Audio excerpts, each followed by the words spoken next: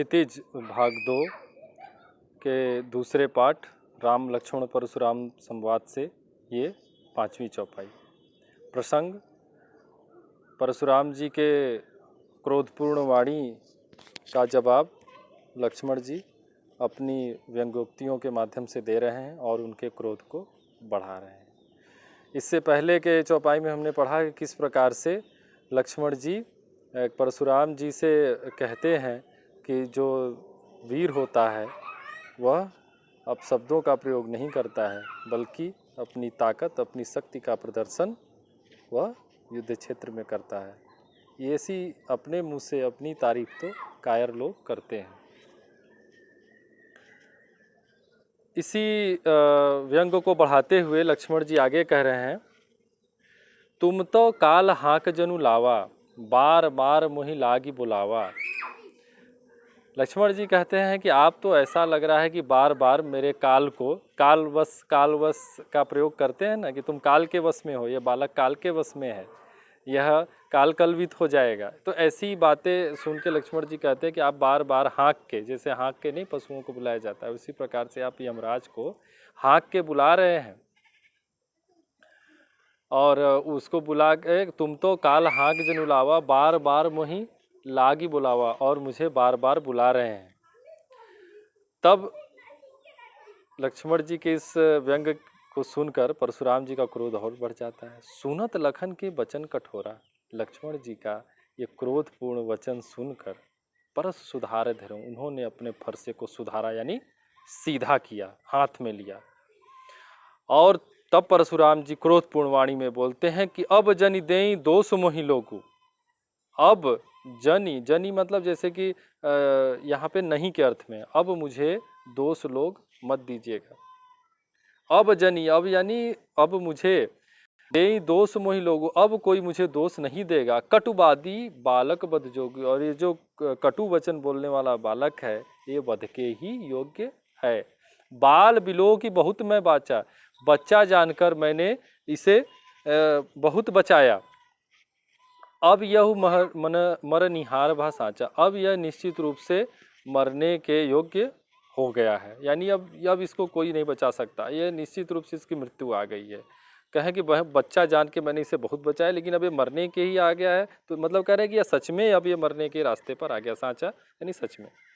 कौशिक कहा क्षमई अपराधु, बाल दोष गुण गनई न साधु। कौशिक यानी विश्वामित्र जी कहते हैं कि हे महामुनि, आप बालक के अपराध को क्षमा करिए, और बाल दोष गुण गनहि न साधु, बालक का दोष और गुण साधु लोग नहीं गिनते हैं। बच्चे तो गलतियां करते हैं, कुछ अच्छा करते हैं, लेकिन उससे उनका मूल्यांकन थोड़ी किया जाता है। खर कुठार में अकरुण को आगे अपराधी क्रुद्ध करें कि खर कुठार ये मेरा फरसा, और मैं क्या हूँ अकरुण, करुणा रहित हूँ।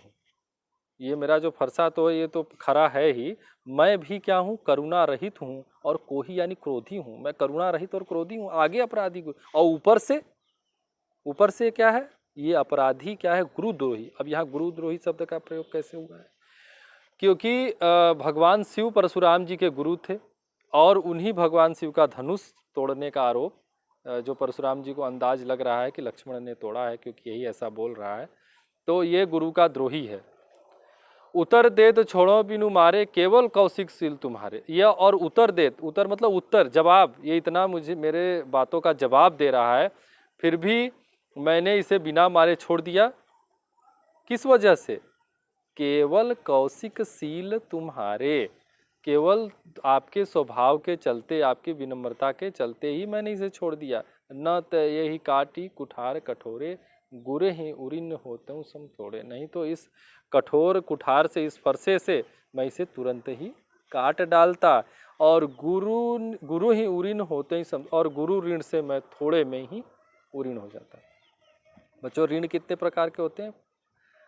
संभवतः 5 प्रकार के होते हैं। देव ऋण, ऋषि ऋण, मातृ ऋण, पितृ ऋण और गुरु ऋण। तो सबसे मुक्ति होने के अलग अलग विधान हैं। तो यहाँ पे गुरु का ऋण इनके ऊपर किस प्रकार से चढ़ गया है? गुरु का ऋण चढ़ गया है कि भगवान शिव के धनुष को इस लक्ष्मण जी ने तोड़ दिया है, मतलब जैसा परशुराम जी सोच रहे हैं, तो इस अपराध जो उन्होंने किया है, कह रहे इसको मार के मैं गुरु के ऋण से मुक्त हो जाऊंगा। तब ऐसी बातें सुन के विश्वामित्र जी मन ही मन सोचते हैं, गाधिसून विश्वामित्र जी का एक नाम है, गाधिसून कह हृदय हंसी मुनि हरियरे सूझ। मन ही मन सोच के हंसते हैं और कहते हैं कि इनको सब हरा ही हरा दिखाई दे रहा है। हरा ही हरा दिखाई देने का मतलब, क्योंकि परशुराम जी आज तक किसी से पराजित नहीं हुए थे, उन्होंने क्षत्रियों का कई बार नाश किया था, इसलिए उनको लगता था क्षत्रिय का मतलब कुछ नहीं होता है, उसको जब मैं चाहूँ समाप्त कर दूँ। जैसे सावन के अंधे को हमेशा हरा हरा दिखाई देता है, उसी प्रकार से हर एक क्षत्रिय परशुराम जी को कमजोर ही नजर आता है। करे अयमय खाण न ऊख में अजहु न बूझ बूझ। यह रस से भरे ऊख जो गन्ना होता है और लोहे की राड में अभी भी अंतर नहीं कर पा रहे हैं। कह रहे हैं ये रस से भरा हुआ गन्ना नहीं है जिसे आप चूस के फेंक देंगे, यह लोहे का सरिया जैसा है, यानी इसको चूसने में दांत टूट जाएंगे। यानी ये वो छतरी नहीं है जिनका आपने अनेकों बार नाश किया है। तो बच्चों इस पद में, इस चौपाई में लक्ष्मण जी अपने वाणी से परशुराम जी के क्रोध को और बढ़ाते हैं। और परशुराम जी जब क्रोध बढ़ जाता है तो कहते हैं कि भाई अब इसे आप अब तक मैंने विश्वामित्र तुम्हारा मुंह देख के इसको छोड़ता रहा मैं, लेकिन ये वध के योग्य है और मैं इसका वध करके गुरु ऋण से क्षण में ही ऋण हो जाता हूँ। आइए अब हम आगे देखते हैं।